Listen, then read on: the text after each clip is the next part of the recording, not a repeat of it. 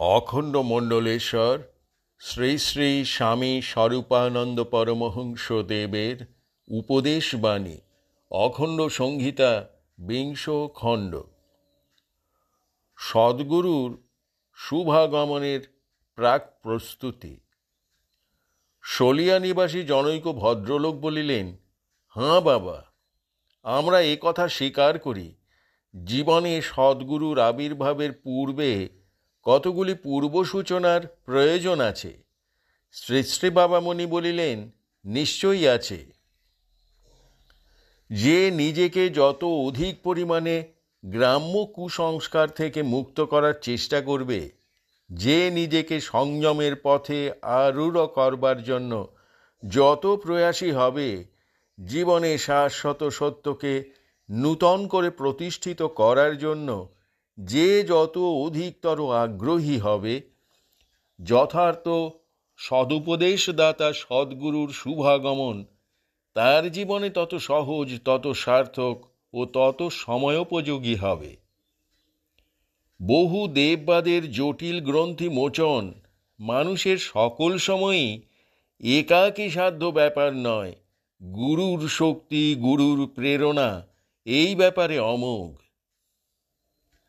আবাল্য তোমরা তোমাদের চেয়ে অধিক বয়স্ক লোকদের মুখে কেবলই শুনে আসছ, অমুক রোগে অমুক দেবতার, অমুক বিপদে অমুক গ্রহের, অমুক অসুবিধায় অমুক যজ্ঞের শরণাপন্ন হও।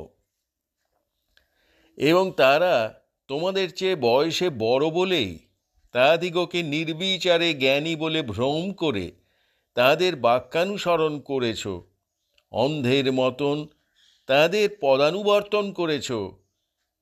কিন্তু শিশুকাল থেকে তারাও যে অজ্ঞানতারই করেছেন আরাধনা, জ্ঞানের রাস্তা মারাননি, প্রচলিত কুসংস্কারগুলিরই করেছেন অনুশীলন। নিজেদের স্বাধীন চিন্তা ও সদসৎ বিবেকের করেননি সদ্ব্যবহার, আর তারই ফলে একটি অজ্ঞান শিশু কেবল বয়সে বেড়ে বেড়ে সুদীর্ঘ জীবনযাপন করে কালে পরিণত হয়েছে একটি অজ্ঞান বৃদ্ধে, এবং তার বয়সের মহিমাকেই তার জ্ঞানের মহিমা বলে ভ্রম করে তোমরা করেছ তার পদাঙ্ক অনুসরণ। এই কথাটি প্রায় সর্বসময় রয়েছে বিবেচনাবৃত্তের বাইরে। পিতৃপুরুষানুক্রমে জ্ঞান যেমন সঞ্চিত এক বিশাল সম্পদ হয়, পিতৃপুরুষানুক্রমিক সুসংরক্ষিত অজ্ঞানতাও তেমন এক কল্পনাতীত বিশাল জঞ্জালের স্তূপই সৃষ্টি করে। মানুষের কুসংস্কার ভাঙবার জন্য বারংবার মহতেরা এসেছেন, কিন্তু পৃথিবীর প্রত্যেকটা মানুষই জন্ম নিচ্ছে অজ্ঞানতা নিয়ে, বিপদ ঘটছে সেইখানে।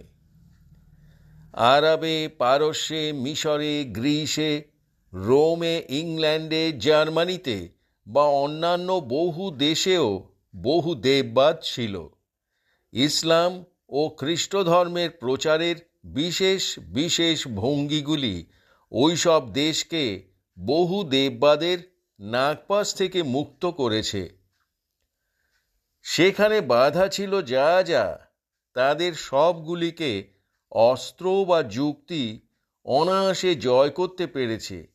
বলপূর্বক ধর্মান্তরিতকরণে বা একই লক্ষ্যে বহু বর্ষব্যাপী অনলস প্রচারণার ফলে মানুষের পূর্ব সংস্কার বাধ্য হয়ে হঠাৎ বা বিচার শক্তির ক্রমোন্মেষের সঙ্গে সঙ্গে আস্তে আস্তে এ সকল দেশের অধিবাসীদের বহু দেবে আস্থা বিনাশপ্রাপ্ত হয়েছে।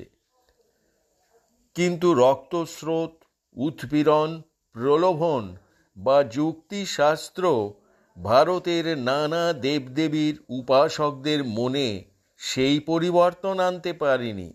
তার একমাত্র কারণ ভারতের আদি আধ্যাত্মিক চিন্তার মধ্যে বিশ্ব দেববাদ ছিল। এক দেবতার মধ্যে সব দেবতা আছেন, সব দেবতার মধ্যে এক দেবতা আছেন, এই উপলব্ধি ছিল।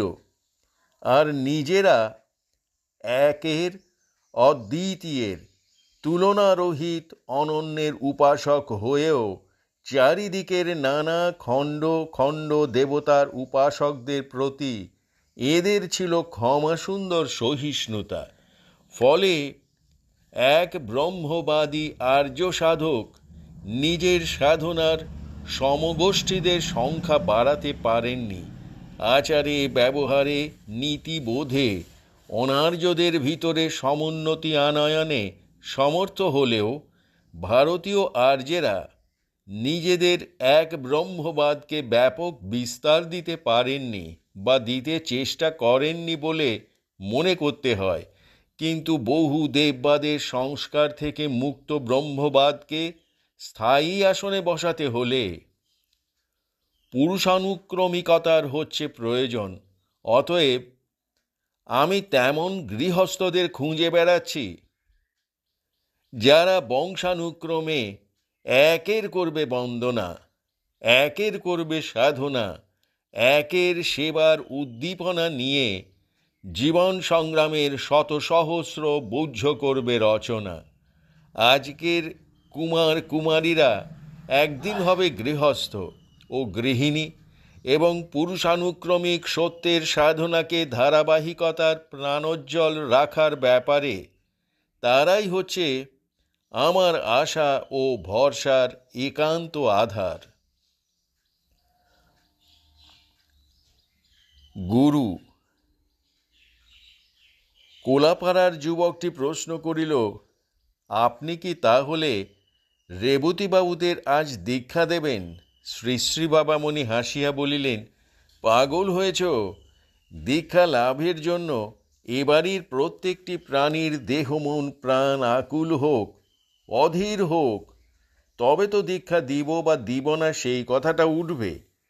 দেখলাম একজন তার কানটা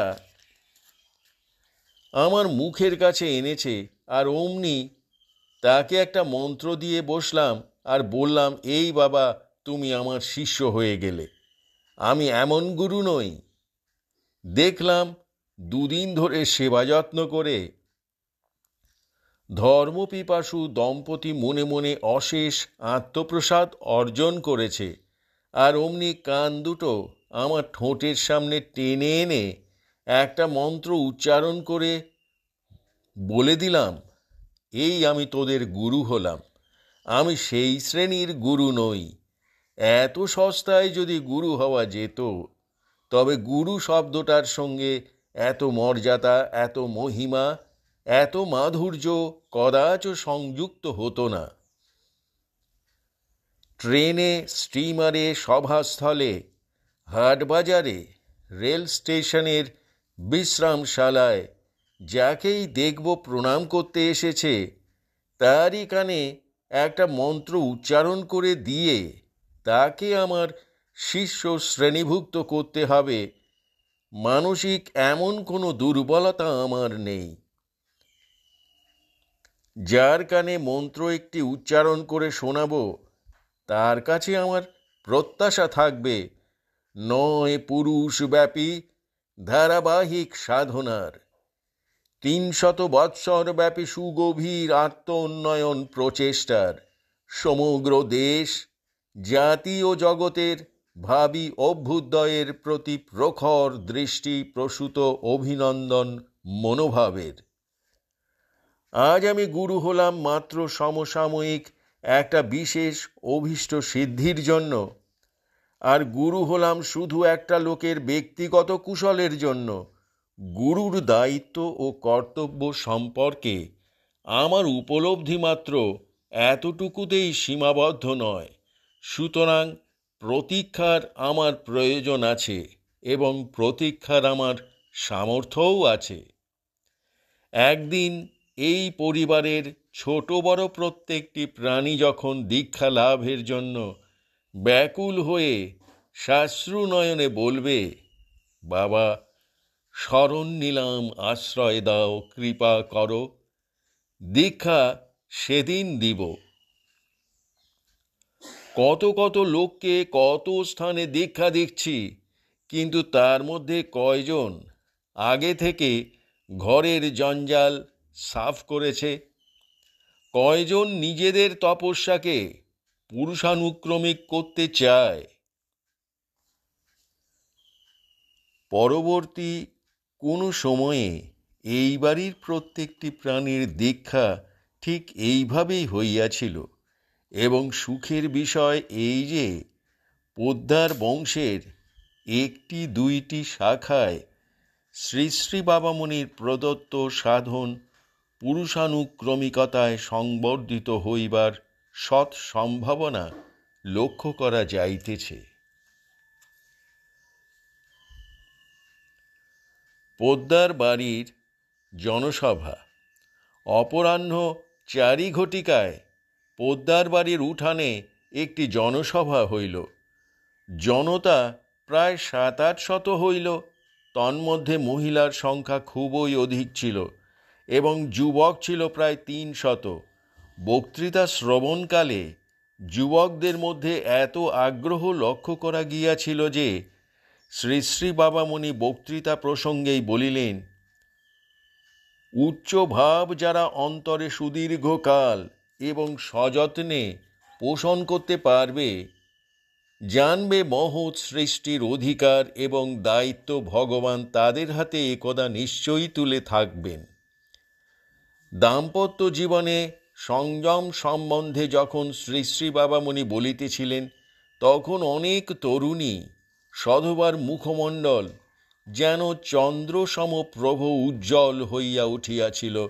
তাহাদের ভাব দেখিয়া শ্রী শ্রী বাবামণি বলিলেন, দাম্পত্য জীবনে সংযম পালন যে মোটেই কঠিন ব্যাপার নয়।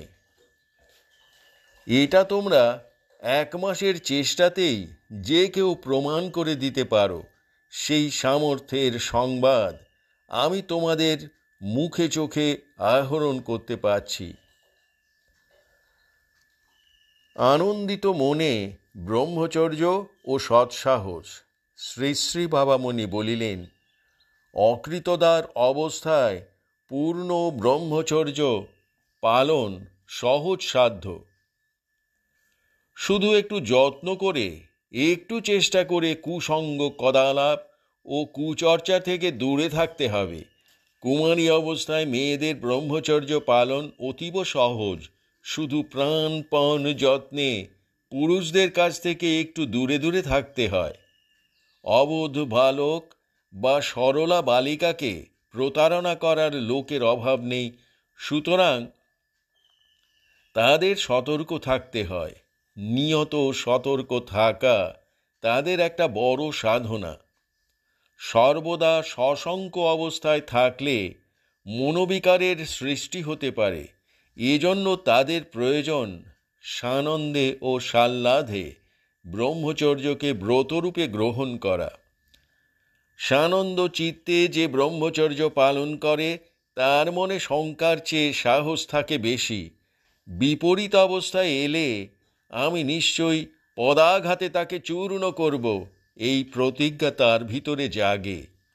এই সাহস প্রকৃত প্রস্তাবে সৎসাহস। সৎসাহসকে সঙ্গী করো আর আনন্দিত মনে সংযম ব্রহ্মচর্য পালন করো। এ কথা সত্য হইয়াছিল। পরবর্তীকালে পরশুরামে শ্রী শ্রী বাবামণির এক আশ্রম স্থাপিত হইয়াছিল এবং তাহাতে পরশুরামের ও চতুর্পার্শ্বস্থ গ্রামসমূহের যুবকেরা দলে দলে আসিয়া কায়িক শ্রম করিয়া সদৃষ্টান্ত স্থাপন করিয়াছিল। দেশ বিভাগের পরে নানা পাকিস্তানি জটিলতার মুখে পড়িয়া সেই বিরাট আশ্রমটি উঠিয়া গিয়াছে।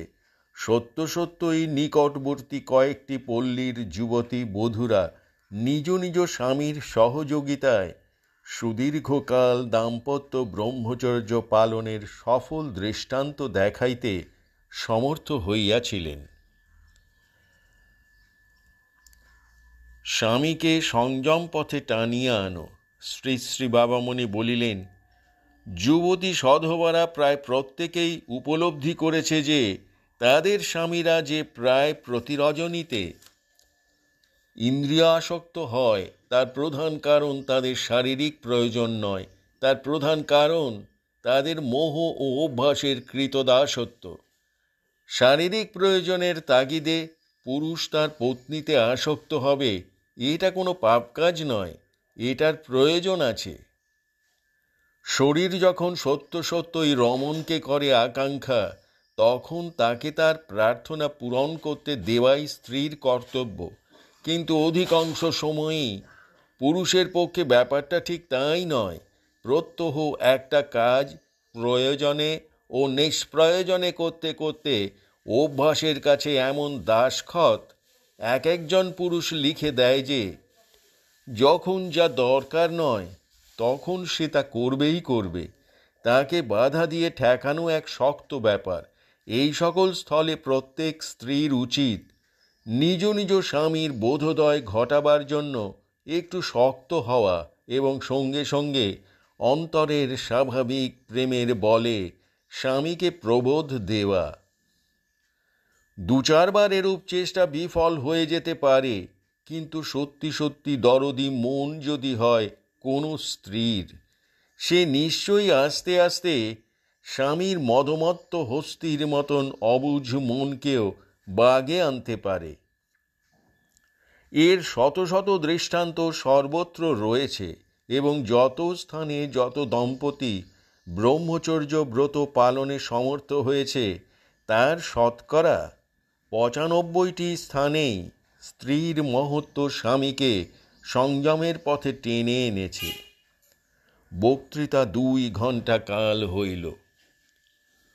পূর্ব অলকা পরশুরাম, নোয়াখালী, ২৩শে আশ্বিন, বৃহস্পতিবার, ১৩৪২। ইংরেজি ১০ই অক্টোবর ১৯৩৫। অবিবাহিতা বয়স্ক কন্যার শাসন সম্পর্কে।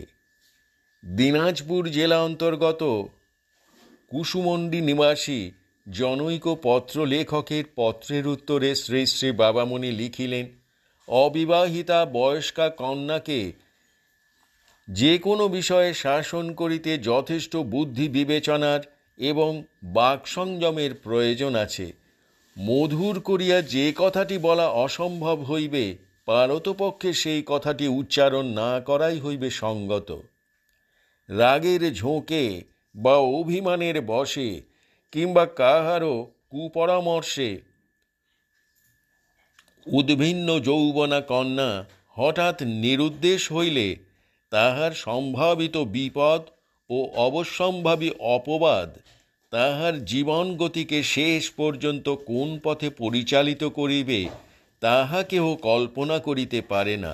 উচ্ছৃঙ্খল স্বভাবকে শাসন করিবার জন্য হিতবাক্য বলিবার প্রয়োজন নিশ্চয়ই আছে, কিন্তু যৌবন এমনই একটা বয়স, যে বয়স আত্মসম্মানকে ক্ষুণ্ণ করিয়া কেহ কিছু বলিলে বা করিলে সেই বলার বা করার মধ্যে যুক্তিযুক্ততা যতই থাকুক না কেন, আহত অভিমান সেই কথা বিবেচনা করিয়া নিজের ক্রুব্ধ ফণাকে গুটাইয়া নিতে সম্মত হয় না। যাহাকে উপদেশ দিতে গেলে হিতে বিপরীত হইবার সম্ভাবনা, তাহাকে কৌশলে কাবু করিবার ফিকির দেখিতে হইবে। তবে সেই কৌশলের মধ্যে মিথ্যার সংযোজন ঘটিলে অনর্থপাত ঘটিবার সম্ভাবনা অত্যধিক জানিও। আধ্যাত্মিক তত্ত্বকথা বা নৈতিক সদুপদেশ সেই কর্ণে মধুবর্ষণ করে না, যাহা যৌবন মদমত্ততার বিভ্রান্ত গুঞ্জনে নিয়ত ঝিঁঝি পোকার ডাক শুনিতেছে। বয়ঃপ্রাপ্তা কুমারীর পিতামাতার যে নিশীথে নিদ্রা আসে না আর দিবসে দুশ্চিন্তা ছাড়ে না, তাহার কারণই ইহা। যাহাতে বয়স্কা কন্যার জীবনে দুর্গতির রেখাপাত না ঘটিতে পারে, তাহার জন্য কন্যার জন্ম মুহূর্ত হইতেই পিতামাতার সতর্কভাবে অগ্রপ্রস্তুতির একান্ত প্রয়োজন। এই প্রয়োজনটি তাহার পুত্রের সম্পর্কেও সমভাবে সত্য, কিন্তু সমাজ ব্যবস্থার স্বাভাবিক নিয়মে পুত্র সম্পর্কে পিতামাতার দুশ্চিন্তা আংশিকভাবে কম। পুত্রের সম্পর্কে সতর্কতা। ওই পত্রেই শ্রী শ্রী বাবামণি লিখিলেন, তোমার কন্যা পরের গৃহে বধূরূপে যাইয়া সেই বংশের চিরাচরিত বিশেষত্বকে স্ফুটতর করিবার জন্য জননিত্য স্বীকার করিবে, কিন্তু তোমার পুত্র হইতে তোমার নিজ বংশধারার মহিমা হইবে প্রতিষ্ঠিত। এই কারণে পুত্রের ব্যাপারে তোমার দুশ্চিন্তা কিছু কম হইলেও দায়িত্ব কম নহে। তোমার পুত্রকে তাহার কোনো বাচাল বন্ধু যদি এই কথা শোনাইতে থাকে যে বিবাহ করিয়া তো দাম্পত্য জীবনযাপন করিতেই হইবে এবং পত্নীকে পরিপূর্ণ সন্তোষ দান একটা প্রাথমিক কর্তব্য, আর এই কর্তব্য সুষ্ঠুরূপে পালন করিবার জন্য রিহার্সালের প্রয়োজন আছে, এবং সেই শিক্ষানবিষ্টি কচি বয়সের গণিকার নিকট গিয়া নিঃসংকোচে কিঞ্চিত রজত মূল্যে করিয়া আসা যায়, তাহা হইলে তোমার পুত্র যে বিচলিত ও প্রলুব্ধ হইবে না, তাহার কি কোনো নিশ্চয়তা আছে? সুতরাং যে ছেলে সম্পর্কে তুমি তোমার বয়স্কা কন্যার চেয়ে বেশি নিশ্চিন্ত, প্রকৃতই কি তুমি তাহার সম্পর্কে একেবারে নিশ্চিন্ত হইতে পারো? দাম্পত্য জীবনের শিক্ষানবিশটুকু করিবার জন্য তোমার পুত্র গণিকা সংসর্গ করিল এবং উপসর্গিক যৌন রোগে আক্রান্ত হইল, তারপরেই তাহার বন্ধুরা যদি অবিরল তাহাকে উপদেশ দিকে থাকে যে এই রোগের প্রতিকার ঘটিবে কুমারী সংসর্গে, তখন তোমার পুত্র কতগুলি দুশ্চিন্তাগ্রস্ত পিতামাতার বয়স সন্ধিপ্রাপ্তা কুমারী কন্যার যাবজ্জীবনের মতো সর্বনাশ করিয়া তাহার জরায়ুতে করিবে রোগ সঞ্চার, তাহার শনিতে করিবে বিষ সঞ্চার, তাহার গুপ্ত অঙ্গে করিবে কুণ্ডায়ন সৃষ্টি। তাহার কি কোনো ইয়ত্তা আছে? সুতরাং তোমার কন্যা সম্পর্কে তোমার যেমন সাবধানতা প্রয়োজন, তোমার পুত্র সম্পর্কে সাবধানতার প্রয়োজনীয়তা তার চেয়ে কোনো অংশে কম নহে। ওই পত্রেই শ্রী শ্রী বাবামণি লিখিলেন, তোমরা যে পুত্রকন্যার পিতামাতা হইয়াছ, ইহা দ্বারা তোমরা কেবল দুশ্চিন্তা আর দুঃস্বপ্নেরই উত্তরাধিকার অর্জন করো নাই, ইহা দ্বারা তোমরা এক সুসম্ভাবিত সুমহান গৌরবেরও আস্পদ তথা অধিকারী হইয়াছ। তোমরা এক দেবমানব গোষ্ঠী সৃষ্টির আদি পিতা ও আদি মাতা হইতে পারো। নিজেদের জীবনে যে সুকৃতিকে করিয়াছে অনুশীলন, তাহারই প্রতি পুত্রকন্যাদের রুচিকে আকৃষ্ট করিয়া এবং প্রকৃতিকে অনুগামিনী করিয়া তোমরা ইন্দুরের বংশে ঐরাবত জন্মাইতে পারো। কণ্টক বনকে কমল কাননে রূপান্তরিত করিতে পারো। হিংস্র নারকীয় প্রেমময় দেবতায় পরিণত করিতে পারো। শিশির বিন্দুসম ক্ষুদ্র একটা সাদা ফুলের বীজ বিরাটকায় মাঘী ফুলকপিতে পরিণত হইয়াছে বংশানুক্রমিকতার যে স্বাভাবিক শক্তিতে। তোমরাও কি ঠিক সেই শক্তিকে নিজেদের অভীষ্ট সিদ্ধির অনুকূলে ব্যবহার করিয়া সাধারণ মানুষ জাতিকে এক নরদেবতার জাতিতে উন্নয়িত করিতে পারো? শ্রীরামচন্দ্র, শ্রীকৃষ্ণ, শ্রী গৌরাঙ্গ বা রামকৃষ্ণই কেবল নারায়ণ হইবেন কেন? তোমাদের বংশানুক্রমিক সাধনা ও অনুশীলনের ফলে ভাবী বংশধরেরা সহস্রে সহস্রে, লক্ষে লক্ষে, কোটিতে কোটিতে পূর্ণ ব্রহ্মের প্রত্যক্ষ প্রতিবিম্ব হইয়া ভূতলে আবির্ভূত হইবেন। এই গৌরব সম্ভাবনার তোমরা পরমাশ্রয়। এই জন্যই আমি গৃহীদের প্রতি এমন একটি অসাধারণ সম্ভ্রমসিক্ত স্নিগ্ধ দৃষ্টিতে তাকাইয়া থাকি, যাহা আমার পূর্বে সম্ভবত অধিক লোকে করেন নাই। অতীতের গৃহীরা কি করিয়াছেন, মাত্র প্রশংসমান দৃষ্টিতে সেইটুকু দেখিয়াই আমি তুষ্ট রহিতে পারি নাই। ভবিষ্যতের গৃহীরা যে অসাধ্য সাধন নিশ্চিতই করিবেন, তাহা ভাবিয়াই আমি কখনো ধ্যান স্তিমিত লোচন, কখনো বা রোমাঞ্চিততনু।